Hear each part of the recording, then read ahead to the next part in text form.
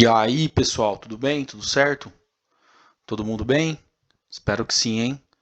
Então vamos dar início à nossa última aula desse capítulo de cinemática, hein? Foi um prazer aí, estamos na 17ª aula. Fizemos um primeiro capítulo excelente, espero que todos tenham gostado. E a gente vai terminar aqui, vai finalizar falando sobre a transmissão de movimentos. Nós falamos na última aula sobre o MCU, estão lembrados ou não?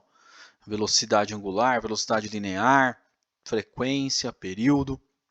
E agora a gente vai falar sobre a transmissão de movimentos, que é muito importante nesse tema, né? Então, o que é essa transmissão de movimentos? A partir da rotação, né, de determinadas peças, elementos, eu consigo transmitir esse movimento para outros corpos, né? Então, o movimento de rotação é muito importante dentro da engenharia, dentro da mecânica, né?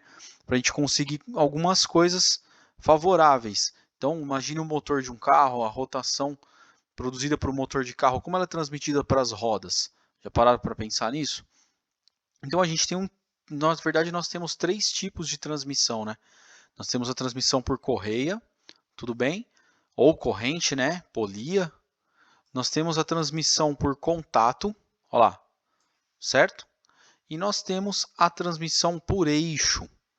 A junção desses tipos de transmissões, perdão, vai dar para a gente N possibilidades, né? Para a gente conseguir montar elementos, o câmbio de um carro, por exemplo, é uma junção de várias engrenagens ali, engrenagens maiores associadas a engrenagens menores, para conseguir fazer aquela movimentação toda. Então, sem mais delongas, vamos lá. Nessa tipo de transmissão por correia, o que a gente tem? A primeira coisa a observar, né? Que se a gente tem um sentido de rotação em uma das correias, por exemplo, aqui, ó, sentido horário, nessa correia que chamaremos de 1, pode ser? Essa polia que chamaremos de 1, vocês terão também o mesmo sentido de rotação nessa outra polia aqui, né, que eu chamarei de 2, pode ser? Aqui, ó, a correia está girando, né, no mesmo sentido que as polias, perfeito? Nós vamos então identificar esse cara aqui, ó, R1, tá? Vamos identificar esse cara como raio 1 e vamos identificar esse cara aqui como raio 2, fechado? O que acontece aqui nesse tipo de transmissão? Nesse tipo de transmissão, você tem, lógico, a velocidade angular e a linear, né? As velocidades lineares aqui elas devem ser iguais, né? Por que elas devem ser iguais? Porque vamos imaginar 2 pontos aqui, ó, um ponto nessa periferia e um ponto nessa periferia aqui girando. Eu não posso ter uma correia girando a 100 km por hora e essas engrenagens girando a 80 ou a 50 km por hora, eu vou ter problemas, né? Então, o que acontece aqui? Vamos fazer uma comparação bem simples. Eu tenho aqui, ó, vamos colocar uma pista, certo? 2 pistas aqui, ó. E aí eu tenho uma circunferência pequenininha aqui e eu tenho uma circunferência maior zona aqui, ó, certo? E eu vou delimitar essa pista aqui e vou chamar isso aqui de ΔS, pode ser? Se eu quiser que essas duas polias, A1 e A2, essas duas circunferências cheguem até aqui no final dessa pista, ó, né, percorram esse ΔS no mesmo tempo, elas terão a mesma velocidade. Faz sentido? Né? V1 igual a V2, porque se eu quero percorrer a mesma distância no mesmo tempo, então elas terão a mesma velocidade. Para que isso aconteça, a menor vai ter que girar mais. Então nós teremos uma frequência aqui, ó. Essa pequena, como o perímetro dela é menor, ela vai ter que girar mais, né? Vai ter que dar mais voltas do que a maior, porque uma volta da menor, sei lá, compreende essa distância aqui. Uma volta da maior compreende essa distância aqui. Então, o que acontece? Você tem uma frequência 1 e você tem uma frequência 2. Frequência é o número de voltas, estão lembrados? Então, daqui o que você vai tirar? Você vai tirar que, no nosso exemplo aqui, ó, a frequência, vou mudar isso aqui rapidinho para a gente olhar no mesmo padrão, tá bom? Para não ter problema. Então, eu chamei a 1 de maior, vou chamar aqui também. Então, aqui eu tenho uma frequência 1 e aqui eu tenho uma frequência 2, tá bom? Pronto, melhorou. O que vai acontecer? Aqui no nosso exemplo, a gente vai ter aqui ó, que a frequência, né, da polia 1 ela é menor do que a frequência da polia 2. Ou seja, ela gira menos vezes a cada unidade de tempo. O que isso significa? Uma gira mais para poder manter a mesma velocidade que a outra. Faz sentido o que eu estou falando? Né? Uma gira mais para manter a mesma velocidade. Por quê? Porque o raio dela é menor. Então, se a gente for colocar isso aqui em prática, nós vamos ter isso aqui, ó, 2π. Né? Vocês estão lembrados da última aula? Então, a gente vai ter assim, ó, 2π R1 vezes F1 tem que ser igual a 2π R2 vezes F2, né? Que é a equação para velocidade linear. Eu corto 2π com 2π e eu tenho uma relação interessantíssima, que diz que R1 vezes F1 é igual a R2 vezes F2. O que isso quer dizer? O que essa equação quer dizer para a gente? Ela quer dizer que raio e frequência são grandezas inversamente proporcionais. Então, quanto menor o raio, maior vai ser o número de voltas, né? Então, vamos dar um exemplo para vocês. Se essa polia aqui, por exemplo, tiver um raio aqui de 30 centímetros, pode ser? E uma frequência de 2 Hz, vai, 2 rotações por segundo. E essa R2 aqui, ó, tiver, por exemplo, 10 centímetros, qual que será a frequência dela de rotação? É bem simples entender isso. Quantas vezes R2 é menor que R1? Se a gente olhar aqui, ó, são 3 vezes, concordo? Né? Então a polia 2 vai ter que girar quantas vezes mais para compensar isso? Vai ter que girar 3 vezes mais. Tudo bem? Fechado? Então, olha só. Aplicando isso aqui, rapidinho, bem fácil, né? Você vai ter 30 vezes 2, que deve ser igual a 10 vezes F2. Ó, corta aqui. Nós teremos que F2 é igual a 6 Hz. Como sugerido, como esse cara aqui, ó, como esse camarada aqui, ó, é 3 vezes menor, então ele tem que girar 3 vezes mais. Perfeito? Tudo bem? Então, essa é a sacada na transmissão por corrente, tá bom? Por correia. Quando a gente pega aqui a transmissão por contato, nós temos um ponto muito importante aqui, né? Que é o ponto de tangência aqui, ó. O que acontece nesse ponto aqui? Nesse ponto acontece a mesma coisa que acontece na transmissão por correia. Eu não posso ter uma engrenagem girando a 50 km por hora e a outra girando a 10. Isso vai me causar um problema, isso aqui vai atropelar, né? Então, veja bem, se eu tenho o sentido de rotação aqui desse cara, por exemplo, no sentido horário, o outro vai estar no sentido anti-horário. Primeira sutil diferença entre essa transmissão aqui. Nessa segunda, eu consigo inverter o sentido de rotação, correto? Então, de uma das engrenagens, né? Aqui nesse ponto, ó, nesse ponto aqui, eu tenho que ter as velocidades exatamente iguais. Minha velocidade VA tem que ser igual à minha velocidade VB, senão eu tenho uma atropelando a outra. Aqui é a mesma ideia. VA tem que ser igual a VB, portanto, 2πRA é igual a 2πRBFB, certo? Corta, corta, você tem exatamente o mesmo tipo de transmissão. Portanto, a única diferença entre uma transmissão por contato e uma transmissão por correia é que, por contato, você consegue inverter o sentido de rotação de uma das engrenagens, ok? Aqui, mais uma vez, não custa nada ressaltar. A frequência de A é menor que a frequência de B. E o que é igual aqui, então? O que tem que ser igual? As velocidades lineares. Perceba, as velocidades angulares eu consigo dizer a mesma coisa, né? Ou seja, a polia maior, no caso aqui, ó, a polia maior, ela vai ter menos rotação angular, ela vai percorrer menos ângulo por unidade de tempo do que a menor, né? Que vai estar rodando mais para poder compensar esse raio menor, fechado?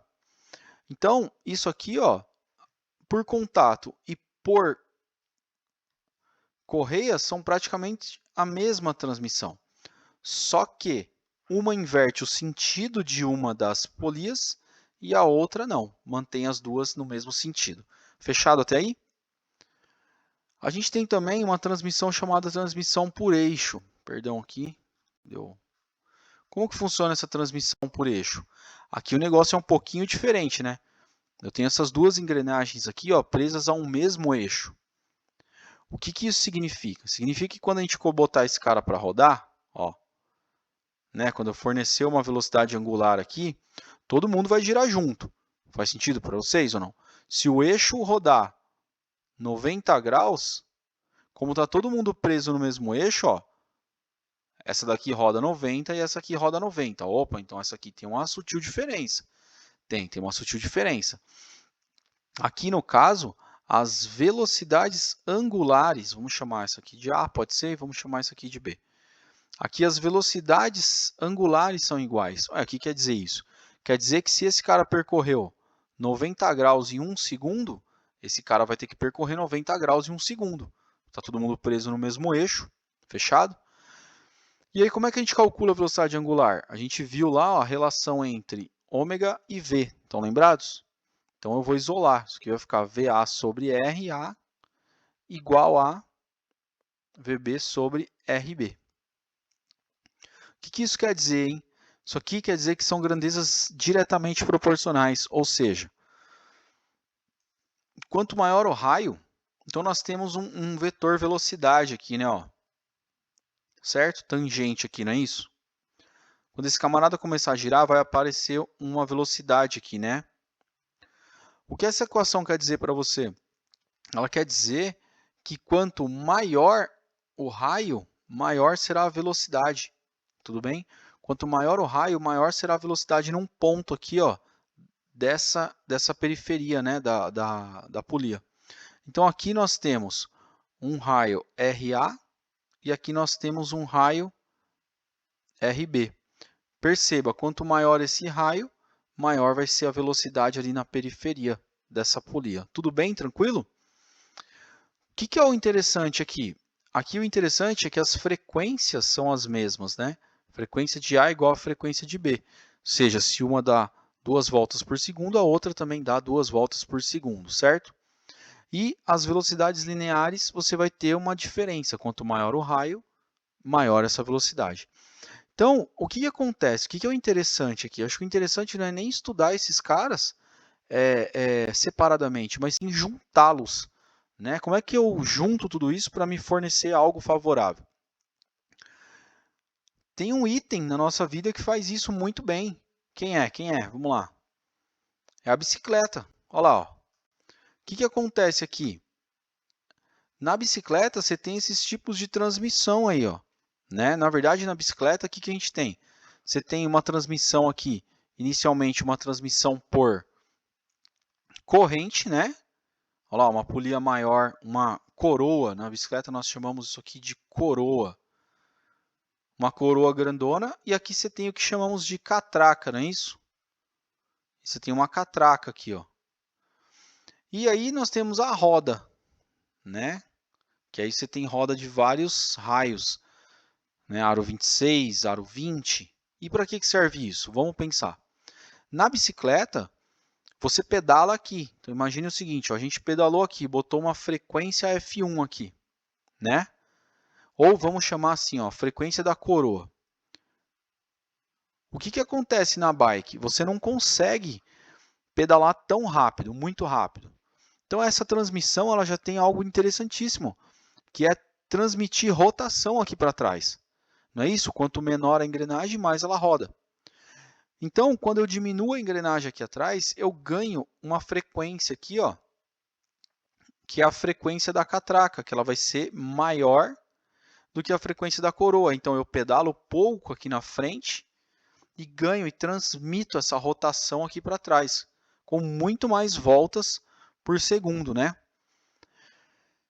E aí eu tenho uma transmissão por eixo. Quem é a transmissão por eixo? Essa catraquinha aqui está ligada ao mesmo eixo da roda. Olha que coisa interessantíssima. E aí eu tenho uma frequência da roda, né?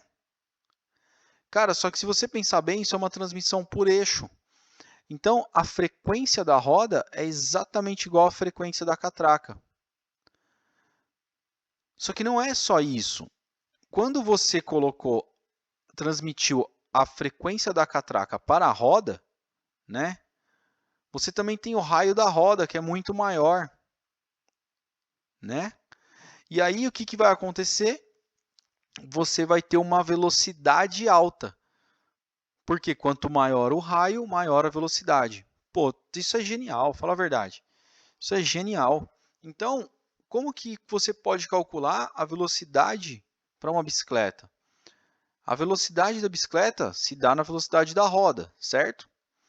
Então, essa velocidade ela vai ser 2π vezes o raio de quem? O raio da roda, que é o que está em contato com o chão, está dando a tração, certo? Vezes a frequência de quem?